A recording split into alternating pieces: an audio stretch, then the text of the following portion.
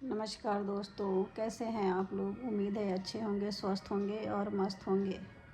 तो मैं आज आप लोगों से काफ़ी दिनों बाद मिलने के लिए आई हूँ, आप लोगों से बातें करने के लिए, क्योंकि ज़्यादा दिन हो गया था आप लोगों से मिले।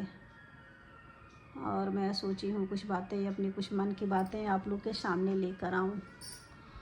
तो प्लीज़ आप लोग ज़्यादा से ज़्यादा सपोर्ट करिए। आप लोग सपोर्ट नहीं कर रहे हैं, ना सब्सक्राइब कर रहे हैं, ना लाइक कर रहे हैं।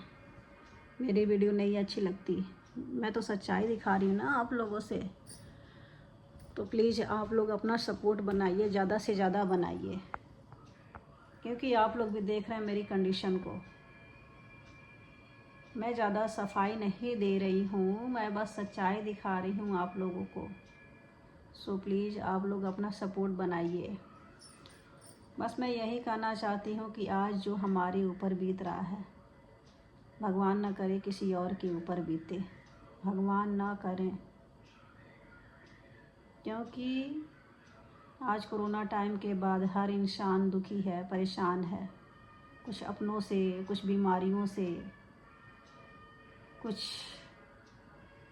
और लोड की वजह से, कई रीज़न है। लेकिन मैं तो बस परेशान हूँ,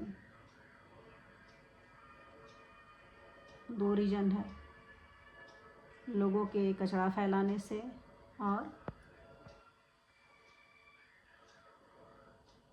बीमारी से। मैं भगवान से यही मना रही हूँ कि हे भगवान, ये बीमारी कम से कम हट जाए, फिर दुख के दिन भी मेरे हट जाएंगे।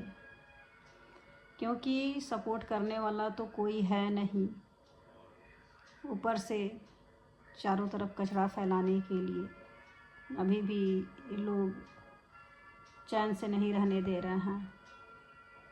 उन्हें लग रहा है कि कहीं अभी भी ये कुछ मांग न ले, कुछ कह न दे। चारों तरफ मेरा कचरा फैलाया जा रहा है, शिकायतें की जा रही हैं। मैं तो बस आप लोगों से यही कहूँगी कि जैसे तैसे आप लोगों को खाना पीना रहना है रह लो, लेकिन कभी किसी गैर लोगों के आगे हाथ ना फैलाओ। गैर इन द सेंस कि ससुराल वालों के ऊपर। क्योंकि जब तक बेटे बहू करते हैं तब तक अच्छे रहते हैं, और जब उनके ऊपर पड़ती है तो उनसे बुरा कोई होता ही नहीं है। आज हम लोग इतने बुरे हैं, इतने बुरे हैं कि दुनिया में कोई उतना बुरा नहीं होगा। क्योंकि जो 3 बजे, 4 बजे, 5 बजे, 12 बजे रात को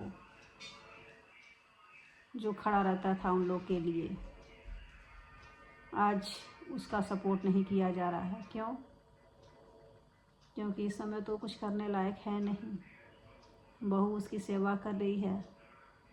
आप लोग भी देखते होंगे मुझे, पहले का भी आप लोग फ़ोटो मेरा देख चुके हैं। आज मेरी कंडीशन क्या है, मैं कैसे खड़ी हूँ। आज मेरा वीडियो बनाने का, ब्लॉग बनाने का मन नहीं हो रहा था। मैं घर के रूटीन नहीं दिखा पाई हूँ। आज मेरे पैर में इतना दर्द है, इतना दर्द है कि मैं अपने लिए नहीं, बस अपने बच्चों के लिए और अपने पति के लिए परेशान थी कि अगर अभी हमें कुछ हो जाता है तो मेरे पति को कौन देखेगा। मेरा पति भी बैठ के रो रहा था देख के कि अरे ये क्या हो गया, अब क्या होगा। ये भी सोचना पड़ा था कि बच्चों को स्कूल कैसे भेजूंगी। बड़ा वाला तो बेटा मेरा बड़ा बनता है, ज़्यादा बड़ा नहीं है लेकिन बड़ा बनता है, खुद से ही चला जाता है। लेकिन छोटा वाला बेटा मेरा बहुत छोटा है, उसके हाथ पकड़ के ले जाने पड़ते हैं। बड़ा वाला बेटा मेरा नीचे देख के चलता है, छोटा वाला बेटा मेरा ऊपर देख के चलता है। उन लोग को ये नहीं पता होता है कि रास्ते में कैसे चलना चाहिए। क्योंकि बच्चे भी जब से मेरे होश संभाले, कोरोना टाइम ही लग गया। और कोरोना टाइम के बाद बस लोग टेंशन देते गए। उन लोग की इच्छाएं पूरी होती गई, हम लोग का तो एकदम से इच्छा ही ख़त्म हो गया। सोचे कि चलो अब अच्छा समय आएगा, अपने लिए भी समय निकाला जाएगा। फिर एक से बढ़ के एक बीमारियाँ, और ये बीमारी तो मतलब कुछ कहा ही नहीं जा सकता है। ब्रेन हेमरेज, आप लोग को भी पता होगा कि ब्रेन हेमरेज में क्या होता है। तो आज ये कंडीशन हमारी है, और मैं ये नहीं कहूँगी कि हाँ मैं पति की सेवा कर रही हूँ, वो तो मेरा फ़र्ज़ है, करना है, क्योंकि वही मेरे लिए सब कुछ है। आज जो भी है मैं उन्हीं की वजह से हूँ। पहले ये बोला जाता था कि अपने पति के ऊपर घमंड है इसको, तो हाँ है, एक औरत को अपने पति के ऊपर ही घमंड होता है। कौन कहता था? माताजी पिताजी कहते थे कि इसको अपने पति के ऊपर घमंड है, लेकिन उन लोग को नहीं घमंड था। मेरी माताजी को घमंड नहीं था, मेरी नहीं, बेटे के पिताजी को, माताजी को बहुत घमंड था। वो माताजी कहती थी मैं कभी संतुष्ट नहीं हुई हूँ पिताजी से तुम्हारे। अब बताइए, जो औरत सीधे सीधे कह दे कि मैं संतुष्ट नहीं हुई हूँ तुम्हारे पिताजी से, तो फिर वो औरत किससे संतुष्ट रहती होगी? बात कड़वी है, सच भी है, और जिसको मानना होगा वो मानेगा भी, क्योंकि मुझे गलत बोलने और झूठ बोलने नहीं आता, इसीलिए मैं इतनी बुरी हूँ। लेकिन मैं तो बहुत सुखी हूँ अपने पति से, अभी भी हूँ।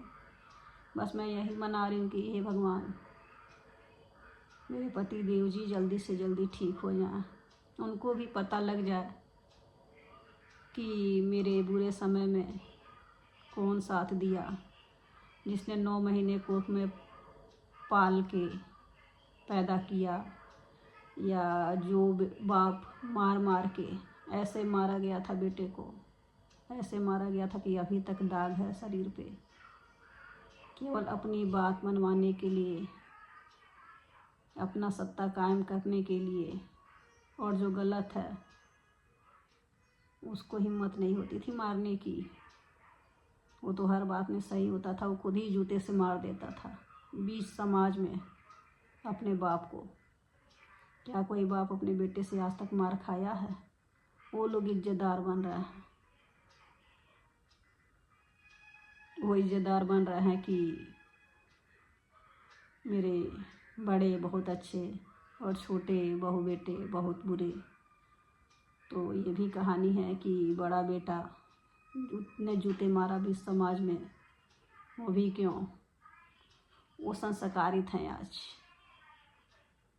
और मैं और मेरा पति इतने बुरे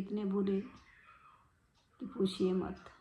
और जो ये अपने जो वीडियो देख रहे होंगे, एक बार जाके पूछ भी सकते हैं कि ये बात क्या सही है, या आपने अपने बड़े बेटे से जूता खाया है।